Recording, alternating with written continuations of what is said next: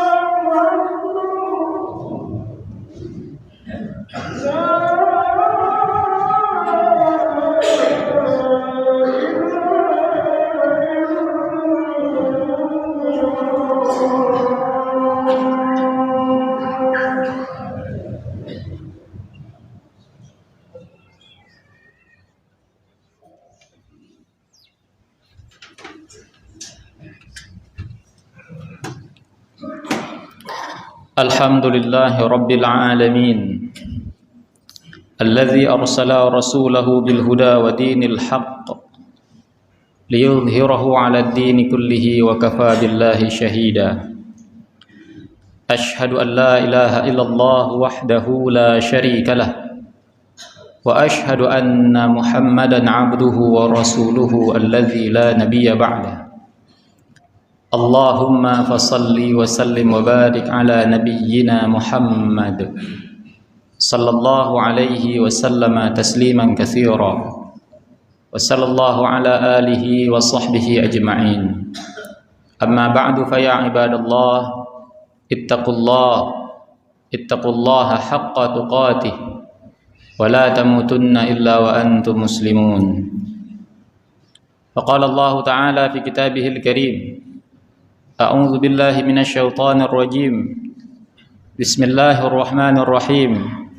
Ya ayyuhalladzina amanu la takhunullaha war rasula wa takhunu amanatikum wa antum ta'lamun. Shadaqallahul azim. Sidang jamaah Jumat yang dirahmati Allah Subhanahu wa taala, puji dan syukur kita panjatkan kehadirat Allah atas segala bentuk limpahan rahmat dan juga curahan nikmatnya kepada kita. Kemudian tak lupa salawat beriring salam kepada junjungan alam Nabi besar Muhammad sallallahu alaihi wasallam. Begitu pula kepada para keluarganya dan juga kepada para sahabatnya sekalian. Dan tak lupa melalui mimbar ini khatib ingin mengingatkan diri khatib sendiri dan juga para jamaah sekalian untuk senantiasa meningkatkan keimanan dan ketakwaan kita kepada Allah. Karena keimanan dan ketakwaan inilah yang akan menjadi sebaik-baik bekal tatkala nanti kita menghadap Allah pada hari kiamat kelak. Sidang jamaah Jumat yang dirahmati Allah Subhanahu wa taala, hanya tinggal menghitung hari. Insyaallah jika tidak ada aral melintang, kita bisa melihat di dalam surat kabar bahwa sebagian besar masyarakat kota Lok Sumawe, setidaknya ada 21 kampung, tak lama lagi akan menyelenggarakan satu agenda besar, yaitu memilih pemimpin di kampung masing-masing. Agenda pemilihan kecil. Oleh karena itu, kami melalui mimbar ini sebagai sarana yang diberikan oleh syariat untuk memberikan peringatan, nasihat kepada para jamaah.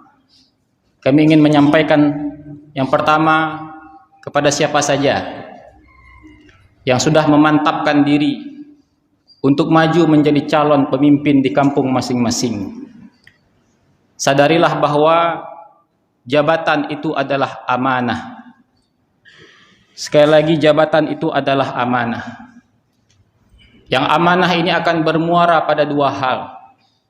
Bermuara kepada ridha Allah Subhanahu wa taala atau bermuara kepada murka Allah Subhanahu wa taala. Kepada bapak-bapak yang pada hari ini sudah memberanikan diri untuk menjadi calon kecil, calon pemimpin, satu pertanyaan yang harus kita jawab. Apa yang Anda pilih? Apa yang Anda harapkan ketika Anda menjadi pemimpin? Apakah Allah meridhai Anda atau mungkin Allah murka kepada Anda? Tentu saja kita sama-sama bisa menjawab bahwa yang kita inginkan adalah ridha Allah Subhanahu wa taala. Maka ketika ridha Allah yang kita pilih, maka sudah sepatutnya cara yang kita tempuh untuk menjadi pemimpin harus sesuai dengan cara-cara yang diinginkan oleh Allah Subhanahu wa taala. Dan juga yang paling penting adalah niat kita. Apa niat yang Anda miliki ketika Anda memberanikan diri untuk naik menjadi calon pemimpin di kampung masing-masing? Sekali lagi, ketika ada penyimpangan niat dan kemudian cara-cara yang ditempuh tidak sesuai dengan apa yang diinginkan oleh Allah Subhanahu wa taala, maka ujungnya adalah murka Allah Subhanahu wa taala. Suatu ketika ada seorang sahabat yang bernama Abu Dzar Al-Ghifari. Beliau meminta kepada Rasulullah sallallahu alaihi wasallam agar Rasulullah memberikan kepadanya jabatan. Dan kemudian Rasulullah sallallahu alaihi wasallam menepuk pundak Abu Dzar. Dan kemudian Rasulullah sallallahu alaihi wasallam mengatakan, "Ya Abu Dzar, innaka dhaifun." Sesungguhnya engkau lemah. Abu Dzar bukan lemah secara fisik, Pak.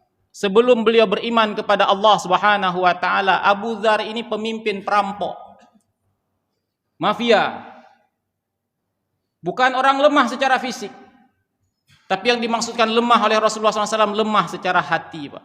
Tak kuat menahan godaan. Karena jabatan itu adalah fitnah yang begitu besar.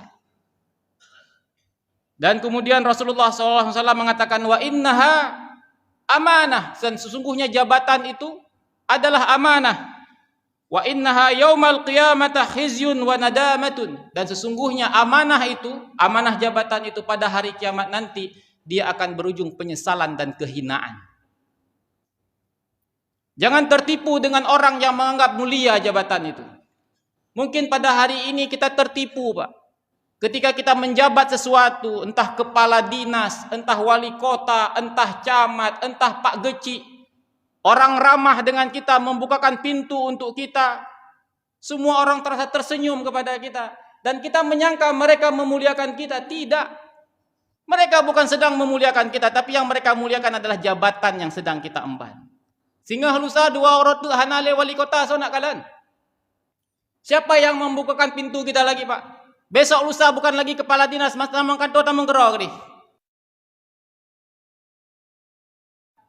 Yang mereka muliakan adalah jabatan kita. Yang mereka incar adalah jabatan kita. Link dan lain sebagainya. Jangan tertipu. Dan itu hanya sebentar. Tidak ada orang yang menjadi pemimpin seumur hidup. Dan kata Rasulullah SAW, nanti pada hari kiamat, jabatan itu akan menjadi kehinaan dan penyesalan. Ada orang yang menyesal, Pak. Kenapa di dunia saya selalu mengejar-ngejar jabatan itu? Apalagi kalau jabatan itu dia kejar dengan cara menghalalkan segala cara. Rasulullah SAW mengatakan itu adalah amanah. Dan Allah Subhanahu wa taala akan memberikan pertolongan kepada siapa saja yang mengambil amanah itu dengan cara yang hak. Dan Allah akan mempermalukan siapa saja yang mengambil amanah itu dengan cara yang tidak hak. Nah, pada hari ini banyak terjadi, Pak. Hal-hal yang memilukan, memprihatinkan. Tidak sedikit di kampung-kampung ketika terjadi pemilihan kecil. Terjadi keributan, silang pendapat, sengketa dan lain sebagainya. Padahal orang yang kita pilih itu kita harapkan akan menjadi penengah. Akan menjadi tempat kita mengadu. Memberikan solusi ketika masyarakat terjadi konflik. Ini ketika dia naik sudah konflik. Justru ketika dia naik dia membelah masyarakat. Mengadu domba masyarakat. Bagaimana mungkin kampung itu akan menjadi tertib, menjadi tentram ketika cara yang ditempuh dengan cara yang tidak baik. Ketika pada hari ini kita berkampanye, kita mengajak orang untuk memilih kita.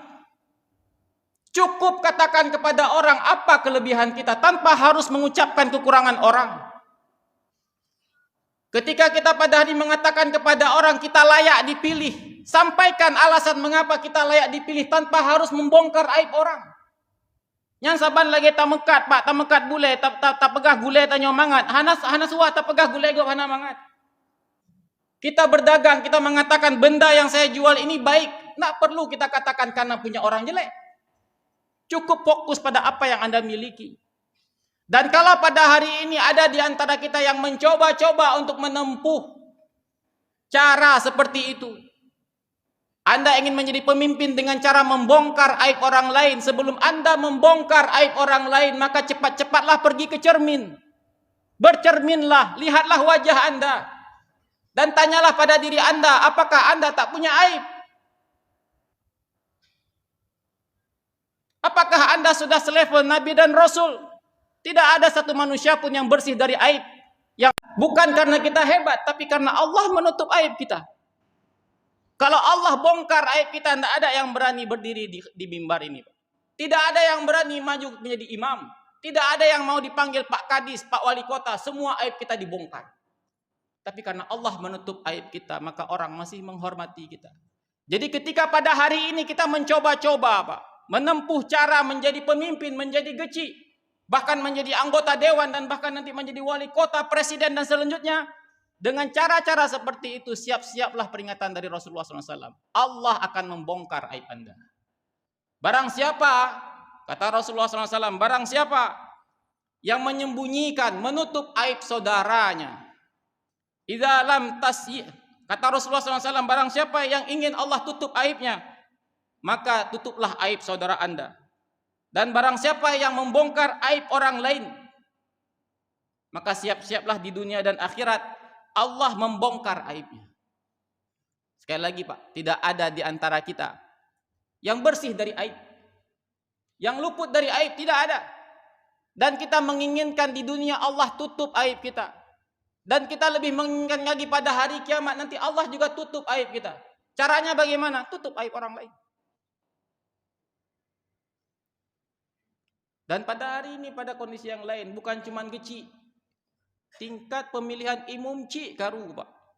Semoga tidak terjadi di Kota Lok Samame, tapi di tempat lain terjadi. Umum cik, Pak, karu. Ketika itu terjadi, maka kita bisa mengatakan bahwa sudah hilang rasa malu kita.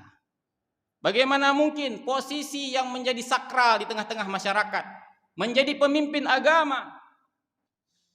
Tapi ternyata untuk memilih pemimpin seperti itu pun masyarakat menjadi bersilang pendapat, bertengkar, berantam, dan lain sebagainya. Dan ini mengindikasikan bahwa malu tidak ada lagi di tengah-tengah kita.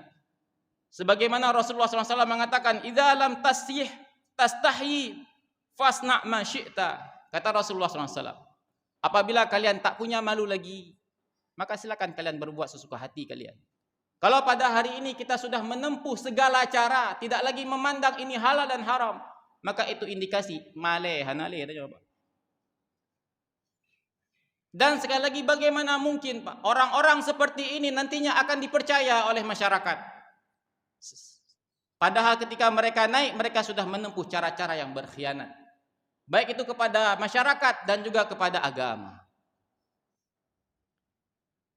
Dan kemudian berikutnya, kepada para pemilih, konstituen, tim ses, dan lain sebagainya. Perlu juga kami berikan semacam peringatan bahwa pemilu itu bukan cuma urusan coblos kemudian pulang. Bukan hanya urusan seperti itu. Ada banyak ulama yang memberikan kepada kita bagaimana sikap mereka terhadap pemilihan umum, baik itu level kecil sampai kepada level presiden. Seperti Syekh Yusuf Al-Qaradawi rahimahullahu ta'ala, Syekh Profesor Ali Jum'ah, termasuk Dewan Fatwa Majelis Ulama Indonesia. Mereka mengkiaskan, Pak, menganalogikan, kurang lebih mungkin seperti menyamakan, pemilihan itu seperti memberi kesaksian. Ketika kita mencoblos seseorang untuk menjadi pemilih, maka pada saat itu kita sedang bersaksi sebenarnya. Bagaimana pemahamannya? Negara itu memerlukan pemimpin. Mulai dari presiden sampai dengan pemimpin desa. Tidak ada daerah yang tidak ada pemimpin, Pak. Pemimpin itu mutlak dibutuhkan. Jangankan manusia, binatang saja kita lihat ada yang memimpin. Nekalan Pak Kameng, Pak, dengan gejak-gejak rame-rame, nah pemimpinan, Pak. Burung ketika terbang rame-rame ada pemimpin di depan. Tingkat binatang mereka punya pemimpin. Apalagi manusia. Dan kemudian negara memberikan syarat siapa yang boleh memimpin. Muncullah syarat menjadi kepala desa, muncullah syarat menjadi anggota dewan, muncullah syarat menjadi wali kota, gubernur, sampai dengan presiden. Intinya apa? Negara menginginkan orang baik yang memimpin negeri ini. Orang yang punya kemampuan. Dan siapa yang disuruh memilih? Kita warga negara. Jadi kita sedang bersaksi. Negara tanya, kamu betul memilih orang yang baik? Betul, saya bersaksi bahwa dia baik, makanya saya pilih. Itulah dia saksi, kata mereka para ulama. Jadi ketika kita mengikuti pemilu, mencoblos seseorang, kita sedang bersaksi, Pak. Memberikan kesaksian. Kita bersaksi bahwa dia baik. Kita bersaksi bahwa dia mampu, maka saya pilih dia. Dan ketika kita menyadari bahwa itu orang tidak baik, orang buruk, kemudian hanya karena dia memberikan uang selembar, 2 lembar, kita katakan dia baik, maka pada saat itu kita sedang memberikan kesaksian palsu, kata ulama. Nah, urung hanagat, Pak. Pegak karu di masyarakat. Bahkan toke sabe. Pip sabe, Pak. Kita katakan memang dia tidak baik. Tidak cocok jadi pemimpin. Hanagatnya urungan. Sehingga beng katanya, Pak. Dikasih uang kepada kita. Ketika dapat uang 2 lembar, kita katakan dia baik, saya coblos dia. Itu saksi palsu, Pak. Kesaksian palsu. Kita sadar dia bukan orang baik, tapi karena uang, kita katakan dia baik. Kita sadar ada orang baik, ada orang mampu, karena dia nggak kasih uang, kita katakan dia bukan orang baik. Itu kesaksian palsu, kata para ulama. Dan kesaksian palsu itu adalah satu perbuatan dosa. Jadi menurut mereka, para ulama, pemilu itu bukan hanya urusan coblos dan tak coblos. Tapi itu adalah urusan kesaksian. Siapa yang kita pilih? Kepada siapa kita bersaksi? Kepada Allah Subhanahu wa ta'ala. Kalau ada orang-orang baik yang kemudian naik, maka pilihlah orang yang paling baik. Lantas bagaimana kalau orang yang naik semuanya buruk? Pilihlah orang yang paling sedikit keburukannya. Maaf cakap kalau boleh kita analogikan, kalau iblis dan syaitan naik jadi kepala desa, pilihlah syaitan yang lebih sedikit mudaratnya. Begitulah. Tapi jangan sampai karena iming-iming, karena janji proyek ini, proyek itu, Karena ada yang diberikan kepada kita barang selembar, 2 lembar, beberapa rupiah. Kita kemudian mau menjadi saksi palsu di setiap pemilihan. Nah, kita berharap sidang jamaah Jumat yang dirahmati Allah Subhanahu wa taala. Melalui mimbar ini kembali kita memberikan peringatan kepada para jamaah. Jangan sampai pemilihan-pemilihan yang kita ikuti justru melahirkan pemimpin-pemimpin yang jahat kepada warganya. Pemimpin-pemimpin yang tidak berlaku adil kepada masyarakatnya. Karena itu semua bermula dari cara yang tidak sehat, dari cara yang tidak diridhoi oleh Allah Subhanahu wa taala. Kita berharap melalui pemilihan kecil pada tahun ini akan muncul pemimpin-pemimpin yang diridhoi oleh Allah Subhanahu wa taala. Kampung yang jeroh, Pak. Ketika kampung-kampung kita menjadi kampung-kampung yang baik, maka semoga kota ini juga menjadi kota yang baik. Ketika kota ini menjadi kota yang baik, semoga provinsi ini juga akan ikut baik. Ketika provinsi ini menjadi baik, maka kita berharap negara ini di kemudian hari akan menjadi negara yang diridhoi oleh Allah Subhanahu wa taala. Fa'tabiru ya ulil absar la'allakum turhamun. Alhamdulillahi rabbil alamin. Alladzi nahmaduhu wa nasta'inuhu wa nastaghfiruh. Wa na'udzu billahi min syururi anfusina wa min sayyiati a'malina. من يهده الله فلا مضل له ومن يضلله فلا هادي له أشهد أن لا إله إلا الله وحده لا شريك له وأشهد أن محمدا عبده ورسوله الذي لا نبي بعده اللهم فصل وسلم وبارك على نبينا محمد صلى الله عليه وسلم تسليما كثيرا وصلى الله على آله وصحبه أجمعين أما بعد فيا عباد الله اتقوا الله حق تقاته ولا تموتن إلا وأنتم مسلمون فقال الله تعالى في كتابه الكريم أعوذ بالله السميع العليم من الشيطان الرجيم بسم الله الرحمن الرحيم إن الذين قالوا ربنا الله ثم استقاموا تتنزل عليهم الملائكة ألا تخافوا ولا تحزنوا وأبشروا بالجنة التي كنتم توعدون بارك الله لي ولكم في القرآن العظيم ونفعني وإياكم بما فيه من الآيات والذكر الحكيم وتقبل مني ومنكم تلاوته إنه هو السميع العليم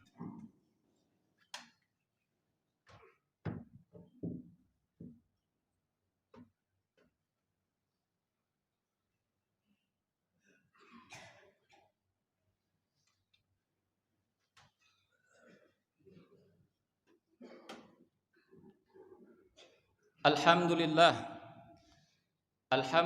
Rabbil Alamin Alladhi arsala rasulahu bil huda wa dinil haqq liyudhhirahu ala ad-dini kullihi wa kafa billahi shahida Ashhadu an la ilaha illallah wahdahu la sharika lah wa ashhadu anna Muhammadan abduhu wa rasuluhu alladhi la nabiyya ba'dah Allahumma fasalli wa sallim wa barik ala nabiyyina Muhammad sallallahu alaihi wasallama tasliman katsira wa sallallahu ala alihi wa sahbihi ajma'in amma ba'du fa ya ibadallah ittaqullaha wa qulu qawlan sadida yuslih lakum a'malakum wa yaghfir lakum dhunubakum wa man yuti'illaha wa rasulahu faqad faza fawzan 'azima faqala Allah ta'ala fi kitabihil karim أعوذ بالله من الشيطان الرجيم بسم الله الرحمن الرحيم وقل اعملوا فسيرى الله عملكم ورسوله والمؤمنون وستردون إلى عالم الغيب والشهادة فينبئكم بما كنتم تعملون صدق الله العظيم اللهم اغفر للمسلمين والمسلمات والمؤمنين والمؤمنات الأحياء منهم والأموات برحمتك يا أرحم الراحمين ربنا ظلمنا أنفسنا وإن لم تغفر لنا وترحمنا لنكونن من الخاسرين ربنا فاغفر لنا ذنوبنا وكفر عنا سيئاتنا وتوفنا مع الأبرار ربنا هب لنا من أزواجنا وذرياتنا قرة أعين واجعلنا للمتقين إماما Rabbana atina fid dunya hasanah wa fil akhirati hasanah wa qina adzabannar. Walhamdulillahi rabbil alamin. Aqimus shalah.